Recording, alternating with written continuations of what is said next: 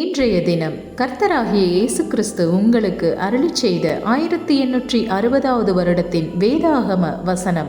என்னிடத்தில் விசுவாசமாயிருக்கிறவன் நான் செய்கிற கிரியைகளைப் போல கிரியைகளைச் செய்வான், இவைகளிலும் அதிக பெரியவைகளையே செய்வான். புஸ்தகம் யோவான் 14ஆம் அதிகாரம் 12ஆம் வசனம். இவ்வசனத்திற்குரிய சிறிய வெளிச்சம் இதோ. நீங்கள் ஆயத்தமாயிருக்கிறீர்களா? பரிசுத்த யோவான் 14ஆம் அதிகாரம் 12ஆம் வசனத்தில் இயேசு, என்னை விசுவாசிக்கிறவன் நான் செய்கிற கிரியைகளை தானும் செய்வான் என்று கூறினார்.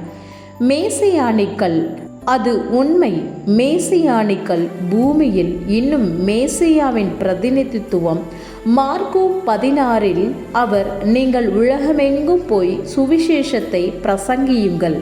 இந்த அடையாளங்கள் மேசியானிக்களை பின்தொடரும். விசுவாசமுள்ளவனாகி ஞானஸ்தானம் பெற்றவன் ரட்சிக்கப்படுவான், விசுவாசியாதவனோ ஆக்கினைக்குள்ளாக தீர்க்கப்படுவான். விசுவாசிக்கிறவர்களால் நடக்கும் அடையாளங்களாவன என்றார். எதுவரைக்கும்?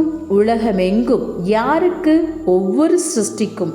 ஆனால் நீங்கள் அதை எப்படி துடைத்தழிக்கப் போகிறீர்கள்? அது சீசர்களுக்கு மட்டும்தான் என்றனர். அவர் அப்படி சொல்லவில்லையே. சீசர்களுக்கா? அவர் உலகமெங்கும் ஒவ்வொரு சிருஷ்டிக்கும் விசுவாசிக்கிறவர்களால் நடக்கும் அடையாளங்களாவன என்றார்.